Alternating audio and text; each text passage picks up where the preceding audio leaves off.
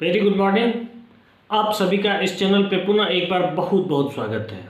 दोस्तों, आज हम लोग जानेंगे बेल से संबंधित वो सारे तथ्य जो आपके अंदर कन्फ्यूजन बना रहता है, चार्जशीट से संबंधित जो कन्फ्यूजन बना रहता है, बेल कब फाइल करना चाहिए ये भी जानेंगे, बेल में बेल ग्रांट कब होता है ये भी जानेंगे, बेल ग्रांट कब नहीं होता है ये भी जानेंगे, बेल किस समय हमको फाइल करनी चाहिए ये भी जानेंगे, चार्जशीट होने से पहले फाइल करनी चाहिए या फिर चार्जशीट के बाद फाइल करनी चाहिए, चार्जशीट होता क्या है, चार्जशीट कितने दिन में जमा करना होता है ये भी हम लोग जानेंगे। तो दोस्तों, ये वीडियो जो है बहुत ही इम्पोर्टेंट होने वाला है। आप चैनल को सब्सक्राइब कर लीजिए और अंत तक बने रहिए। दोस्तों, बेल जो है क्या है, बेल एक प्रक्रिया है और बेल जो है आपका अधिकार है, इससे कोई भी वंचित नहीं किया जा सकता है।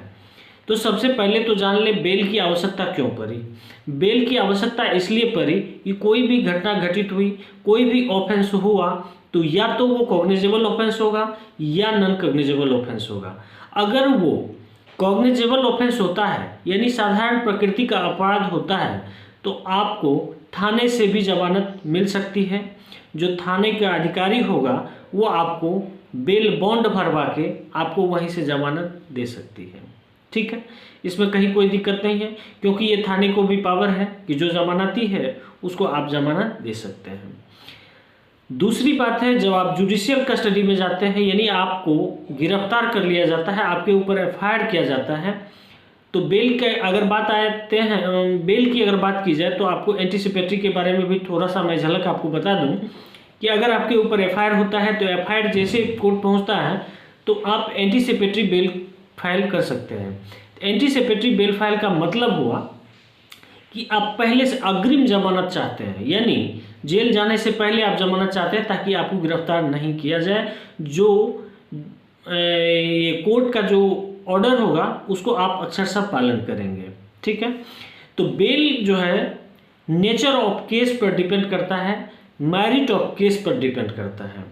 तो मैं आपको बता दूं, केस जो है इसको अगर बेल के आधार पर हम देखें तो एक केस ऐसा हो सकता है जो गंभीर प्रकृति का हो 10 साल से और 10 साल से ऊपर तक का जिसमें सजा का प्रावधान है, तो उसका जो चार्जशीट है वो 90 दिन के आसपास 90 दिन तक जो है उसको जमा करना होगा।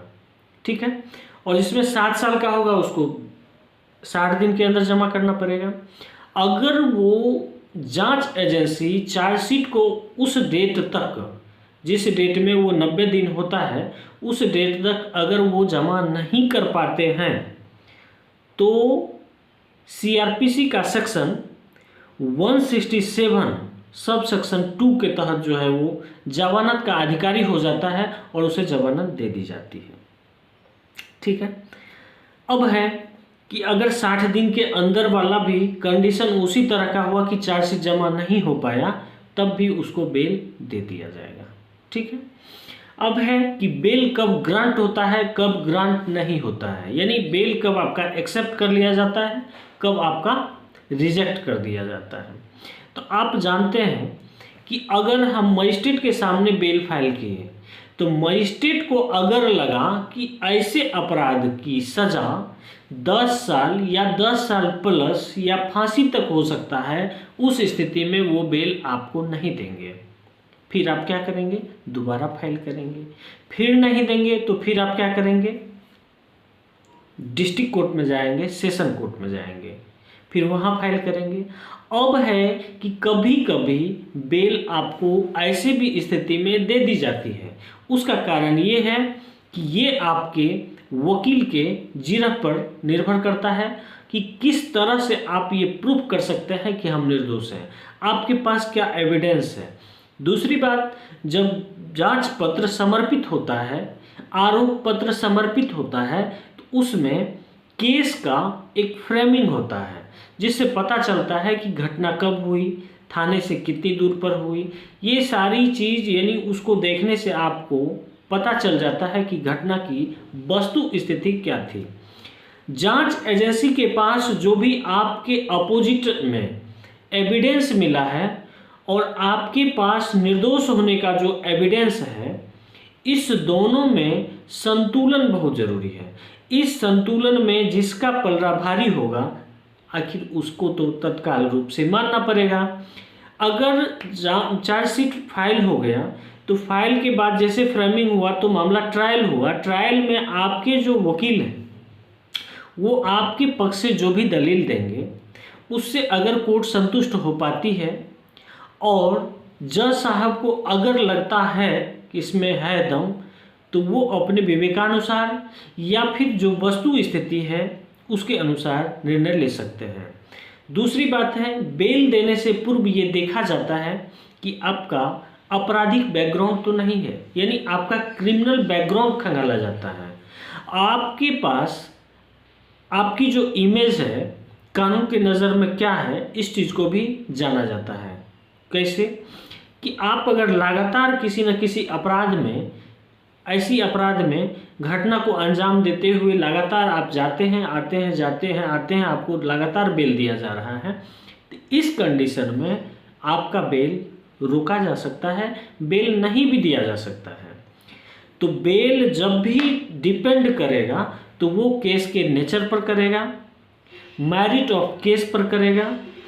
तो चार्जशीट से इसको कुछ लेना देना है नहीं, यानी चार्जशीट फाइल होने के बाद हम बेल फाइल करें या चार्जशीट होने से पहले, चार्जशीट फाइल दाखिल होने से पहले बेल फाइल करें, देयर इज नो मैटर, इससे कोई फर्क नहीं पड़ता है।